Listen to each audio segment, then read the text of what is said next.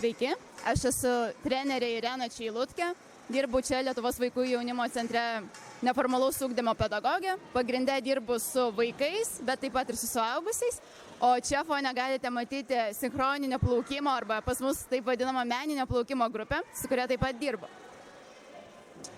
Kas jums yra bendradarbiavimas? Man asmeniškai bendradarbiavimas tai bet koks kontaktas, kurį mes turime su kitais žmonėm. Tiesiog mes bendraujame ir komunikuojame nepriklausomai nuo to, ar, pavyzdžiui, mes dabar su jumis irgi bendradarbiaujame, kurdami šitą video. Tai čia, trumpai tariant, bet koks kontaktas.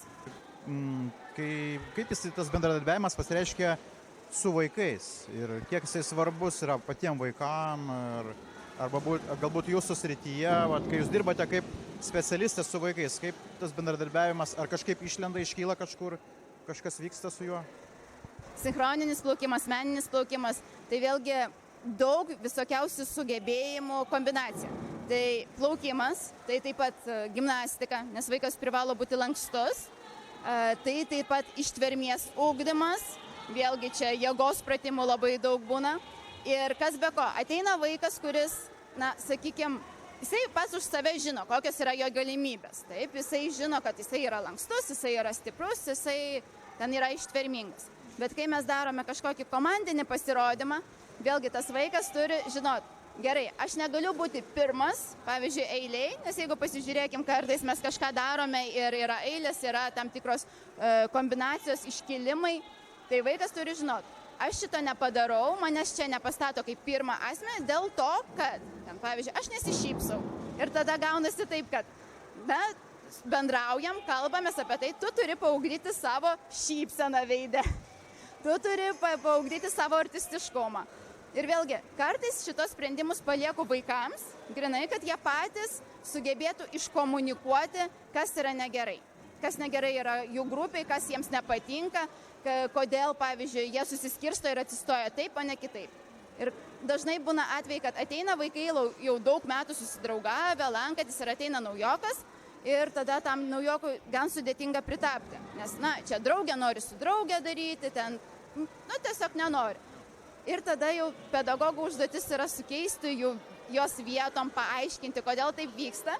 Bet po to su laiku kartais vaikai patys supranta, gerai, aš su tavimi esu draugė, draugės mes draugaujam, viskas su mumis yra gerai, bet mums kartu yra geriau stovėti, kartu yra geriau daryti kažką, nes, pavyzdžiui, tas vaikas yra lengvesnis, man lengviau jį pakelti. Tas vaikas yra stipresnis, jisai mane labiau iškelia. Tai kartais, kai ateina vaikas pas mus į būrelį, jisai neateina išmokti figūrų, jisai neateina išmokti vien tik kombinacijų. Jisai ateina suvokti save, kokios yra jo stiprybės, kokios jo yra savybės ir tuo pat metu pastebėti stipriasias savybės kitose vaikuose.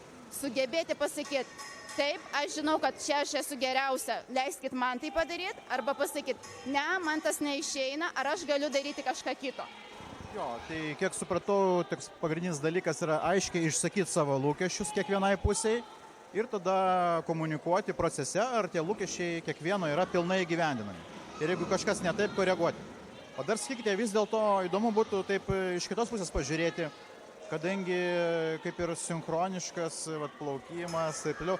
Čia kažkas bendro yra turbūt sinchroniškumas ir bendradarbiavimas, kažkoks tai bendras ritmas, gal matot čia kažkokių sąsajų? Tai aišku, nes gaunasi toksai dalykas, kad kai mes ateiname, mes nepažįstame vieni kitus.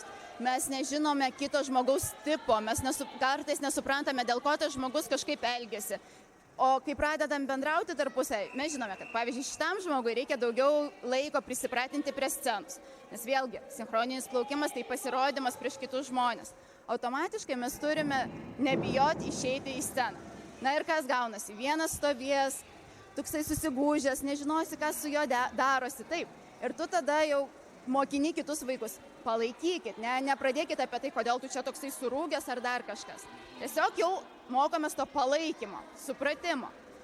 Su to ritmu, vėlgi supratimu, vandenį, kas čia vyksta.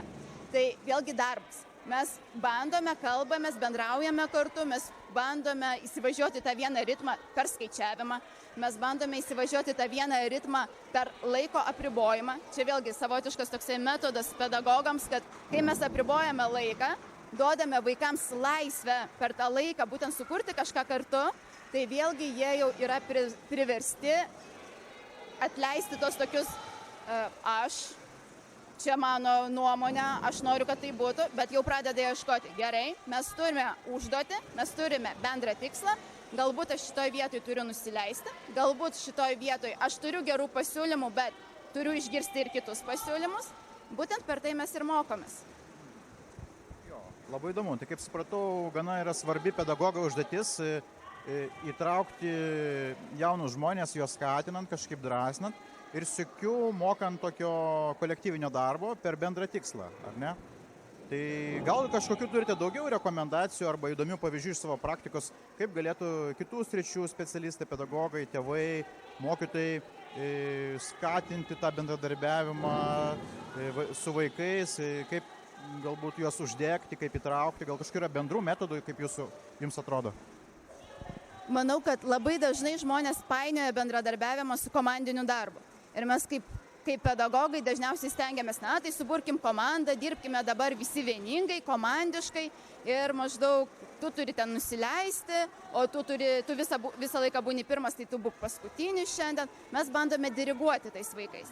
Bet manau, labai svarbu jiems suteikti tą laisvę, prisiminti, kad bendradarbiavimas ne tik tai yra komandinis darbas, bet bendradarbiavimas gali būti, pavyzdžiui, tam pačiam autobuse, kai mes važiuojam ir kai mūsų prašo atsisėsti, mes turime atsisėsti, nes mūsų bendras tikslas yra, kad mes saugiai pasiektume tam tikrą tašką.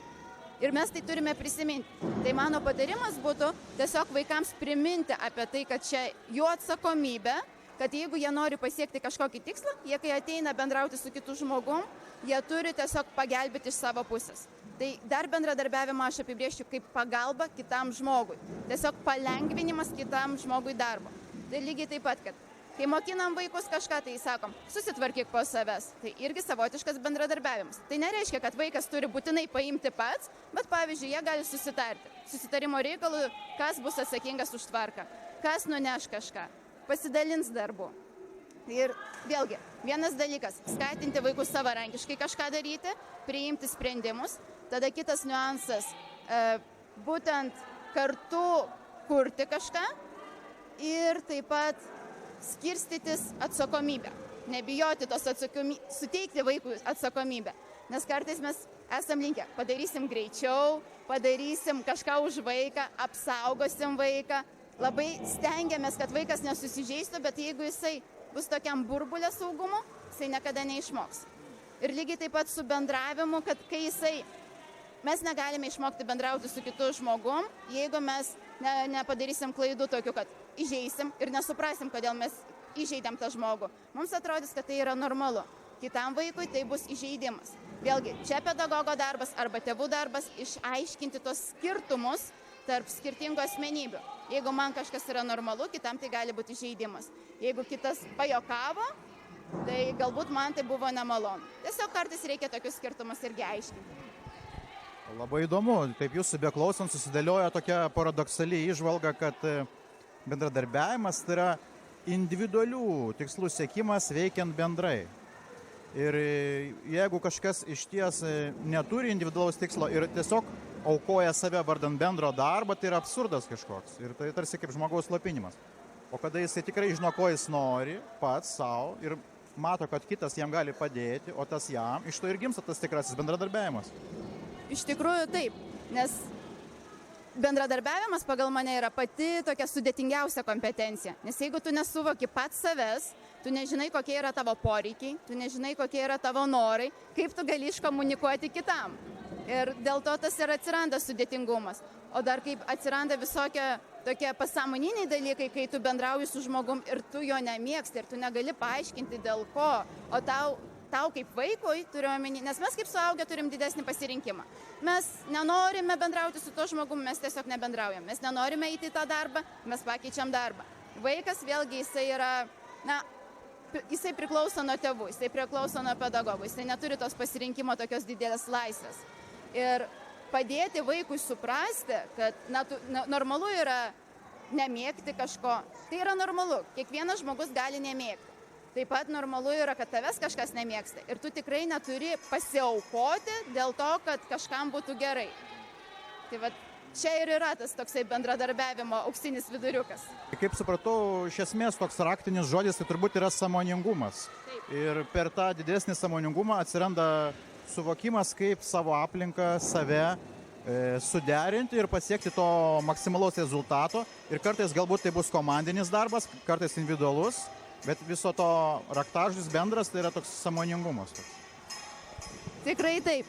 Dėl to pas mus bendradarbiavimas ir tampa paskutinių mėnesių uždarimų tokių, kai mes visą laiką pakartojam apie atsakingumą, apie savarankiškumą, apie sprendimų priėmimą. Ir jau kai jau vaikas pribręsta, priauga prie to, kai jau suvokia, apie ką mes čia, tai ir atsiranda tas bendradarbiavimas. Tai ačiū Jums. Ačiū Jums.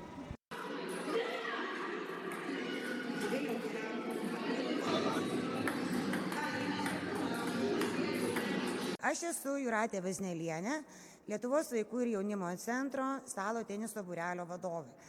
Stalo tenisas yra viena iš judriausių sporto šakų Lietuvos vaikų jaunimo centre. Ugdosi vaikų reakcija, koordinacija, šiek tiek vikrumas, greitis. Ir netgi medikų yra pastebėta, kad gerėja vaikų regėjimas, lankant šį būrelį. Mūsų šiandienos tema yra bendradarbiavimas. Ir va čia kamantinėjame jūsų kolegę, kamantinėjame prieš tai. Ir būtų įdomu ir jūsų nuomonė. Gal jūs galėtumėt apibrėžti, kaip jūs apskritai suprantate bendradarbiavimą, kaip kompetenciją?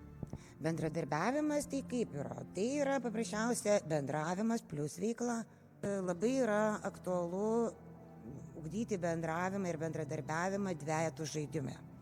Dvejetų žaidimas tai yra labai smagus žaidimas, bet visą laiką kyla problemų pasiskirstant poromis.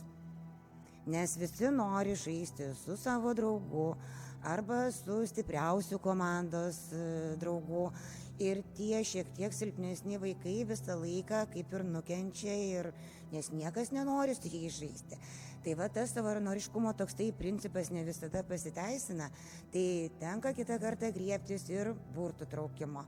Tai yra padarau tokius lapukus ir vaikai traukia lapelius su skaičiukais ir jie taip susiskirsto į poras.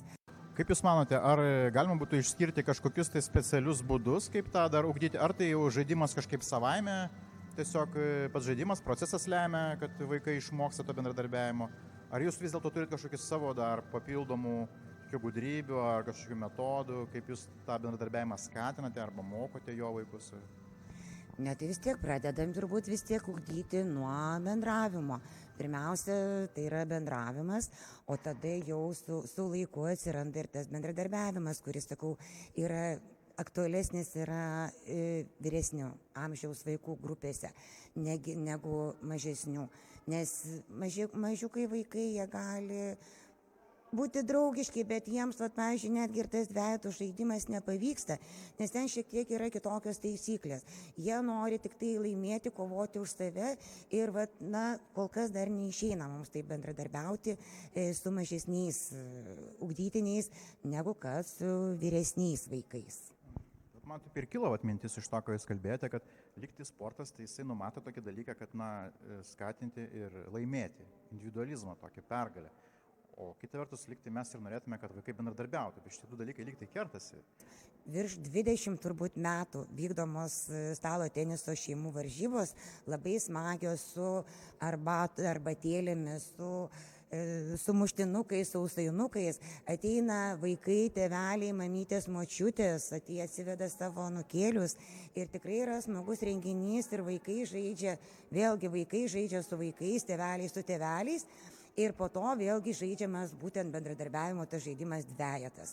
Tai labai smagus renginys ir mes labai smagiai pabendraujam visi, kas jau vieną kartą atėjo ir sudalyvavo šiame renginyje, jie sugrįžta vėl ir sugrįžta. Ir prašo daugiau tokių smagių renginių. Tai aš taip kaip supratau, tai pagrindinis akcentas yra dedamas į tai, kad pabūti kartu, praleisti kokybiškai laisvalaikį, pramokti žaidimo taisyklių, o tas laimėjimas tai toks plane antram kažkur. Taip. Kaip mokyti vaiko to noro bendradarbiauti, būti kartu, o ne išsiskirti, laimėti bet kokią kainą ten ir nugalėti, o kad tai reiškia. Kaip jam paaiškinat, kad galbūt laimėjimas nesvarbiausia? Tai vat būtent mes ir paaiškinam, kad pas mus nesvarbu yra mūsų darbe, žaidime, užsiėmimuose laimėti ir iškovoti tas pergalės. Bet aš manau, kad smagiausia atvykti, pabendrauti su vadovu, susirasti čia draugų ir linksmai praleisti laiką. Tokia yra mūsų siekiamybė visų ugdytinių, aš manau. Ačiū labai. Ačiū Jums.